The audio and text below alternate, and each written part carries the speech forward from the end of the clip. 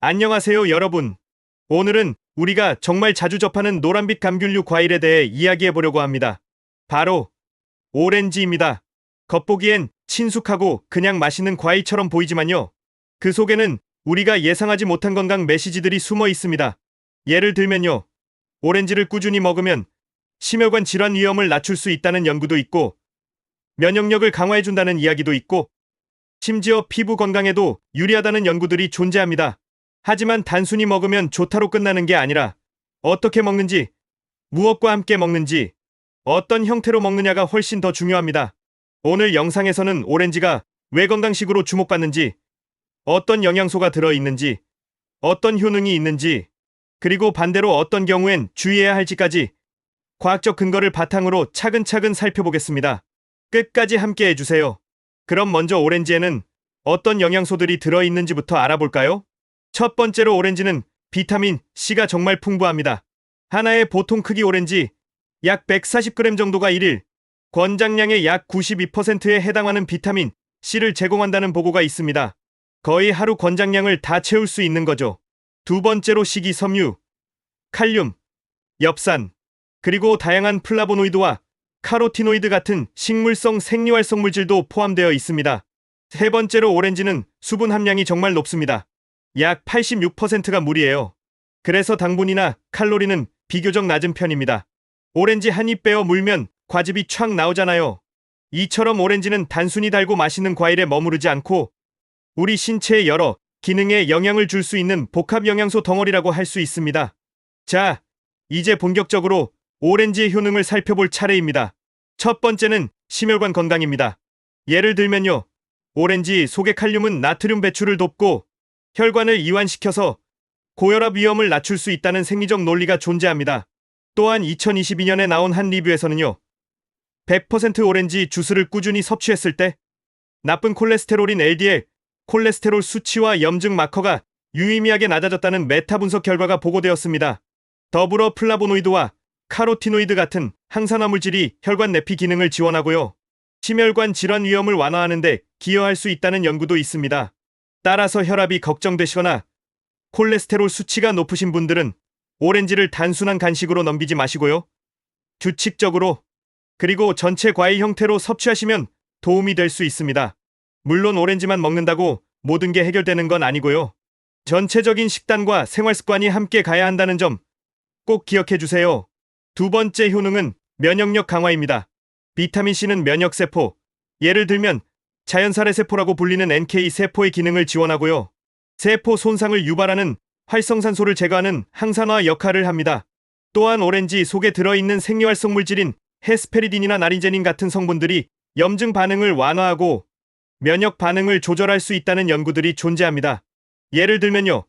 100% 오렌지 주스를 꾸준히 섭취한 사람들에게서 염증 지표가 감소했다는 보고도 있습니다. 따라서 계절이 바뀌면서 면역력이 약해지는 시기나 감염 위험이 높은 시기에는 오렌지를 포함한 식단이 정말 좋은 전략이 될 수 있습니다. 특히 겨울철에 감기 예방하려고 오렌지 많이 드시잖아요. 그게 다 이유가 있는 거예요. 세 번째 효능은 피부 건강과 노화 예방입니다. 비타민C는 콜라겐 합성을 돕는데 필수적인 영양소입니다. 콜라겐은 우리 피부 탄력에 정말 중요하죠. 그래서 비타민C가 피부 탄력 유지나 상처 회복, 피부 노화 예방에 도움을 줄 수 있습니다. 또한 오렌지에 포함된 플라보노이드나 카로티노이드가 활성산소에 의한 세포 손상을 억제할 수 있다는 연구가 있습니다. 예를 들면요. 붉은 오렌지 같은 걸 중심으로 한 연구에서 항암, 항염, 심혈관 보호 작용이 보고된 바도 있습니다. 따라서 오렌지는 단순한 과일이 아니라 피부와 세포, 건강까지 고려한 기능성 과일로서 의미가 있다는 판단이 가능합니다. 특히 요즘 피부 미용에 관심 많으신 분들, 오렌지 드시면 안에서부터 건강해질 수 있어요. 네 번째 효능은 소화기 건강과 체중 관리입니다. 오렌지는 식이섬유가 비교적 포함되어 있어서 장의 연동 운동을 돕고 배변을 원활하게 할 수 있습니다. 또한 수분이 많고 칼로리가 낮은 과일이라서 간식 대체용으로도 정말 적절하고요. 포만감을 주면서 과식을 방지하는 데 기여할 수 있다는 의견이 있습니다. 더불어 오렌지 주스를 섭취한 사람들에게서 체질량 지수, 즉 BMI나 허리둘레가 더 낮았다는 관찰적 결과도 일부 존재합니다. 따라서 다이어트를 고려하시거나 장 건강을 챙기고자 하신다면 오렌지를 식단에 전략적으로 포함시키시는 게 도움이 될 수 있습니다. 달콤한 간식이 생각날 때 오렌지 하나 드시면 정말 좋습니다. 자, 여기까지 오렌지의 좋은 점들을 쭉 살펴봤는데요. 하지만 아무리 좋은 식품이라도 어떻게 먹느냐, 누가 먹느냐가 정말 중요합니다. 오렌지도 예외는 아니에요. 첫 번째로 가능한 한 전체 과일 형태로 섭취하는 게 좋습니다. 껍질을 제거한 후에 과육, 그리고 안쪽에 있는 하얀 심지 부분까지 포함해서 드시는 거예요. 주스만 마시는 경우에는 식이섬유가 적고 당분이 빠르게 흡수될 위험이 있습니다. 두 번째로 껍질이나 과육 안쪽의 하얀 심지 부위에도 플라보노이드가 많다는 보고가 있으니까 가능하면 버리지 않는 게 좋습니다. 하지만 주의할 점도 정말 많습니다. 오렌지는 산이 많아서요. 위식도 역류 질환이 있는 분들에게는 위산 분비를 과다하게 하거나 속쓰림을 유발할 수 있습니다.